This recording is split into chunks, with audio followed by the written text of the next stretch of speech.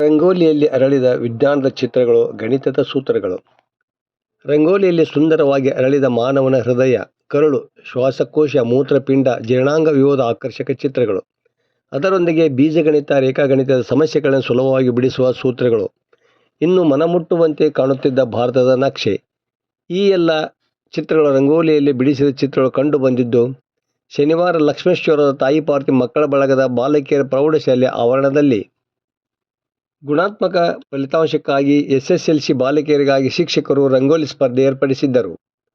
ಬಾಲಕಿಯರು ಶಾಲಾ ಆವರಣವನ್ನು ಸ್ವಚ್ಛಗೊಳಿಸಿ ಅದರಲ್ಲಿ ಬಣ್ಣ ಬಣ್ಣದ ರಂಗೋಲಿಯಿಂದ ಜೀವಶಾಸ್ತ್ರ, ಗಣಿತ ಮತ್ತು ಸಮಾಜಶಾಸ್ತ್ರ ವಿಷಯಗಳಿಗೆ ಸಂಬಂಧಿಸಿದ ಚಿತ್ರಗಳನ್ನು ಬಿಡಿಸಿದ್ದು ಗಮನ ಸೆಳೆಯಿತು.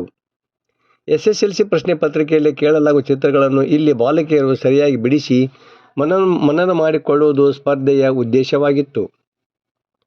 ಶಾಲೆಯ ಮುಖ್ಯ ಶಿಕ್ಷಕ JD ಲಮಾಣಿ ಮಾತನಾಡಿ, ಪರೀಕ್ಷೆಯಲ್ಲಿ ಮುಖ್ಯವಾಗಿ ಕೇಳಲಾಗುವ ಚಿತ್ರಗಳನ್ನು ಮಕ್ಕಳು ಮನನ ಮಾಡಿಕೊಳ್ಳಬೇಕು ಎಂಬ ಕಾರಣಕ್ಕಾಗಿ ರಂಗೋಲಿಯಲ್ಲಿ ಸ್ಪರ್ಧೆ ಹಮ್ಮಿಕೊಳ್ಳಲಾಗಿತ್ತು. ಮಕ್ಕಳು ಸ್ಪರ್ಧೆಯಲ್ಲಿ ಭಾಗವಹಿಸುವುದರಿಂದ ಪರೀಕ್ಷೆಯಲ್ಲಿ ತಪ್ಪಿಲ್ಲದೆ ಚಿತ್ರ ಬಿಡಿಸುವ ಧೈರ್ಯ ಅವರಲ್ಲಿ ಬರುತ್ತದೆ. ಹೀಗೆ ಬಿಡಿಸಿದ ಚಿತ್ರಕ್ಕೆ 7 ಅಂಕ ಇರುತ್ತವೆ. ಹೀಗಾಗಿ ಅವರು ಯಾವುದೇ ತಪ್ಪಿಲ್ಲದೆ ಚಿತ್ರ ಬಿಡಿಸುವುದನ್ನು ರೂಢಿಸಿಕೊಳ್ಳಬೇಕು ಎಂಬುದು ಸ್ಪರ್ಧೆಯ ಮತ್ತೊಂದು ಗುರಿಯಾಗಿದೆ ಎಂದು ತಿಳಿಸಿದ ಅವರು, ಉತ್ತಮ ಫಲಿತಾಂಶಕ್ಕಾಗಿ ಈಗಾಗಲೇ ಓದಿನ ಮನೆ ಕಾರ್ಯಕ್ರಮ ಶಾಲೆಯಲ್ಲಿ ನಡೆಯುತ್ತಿದೆ.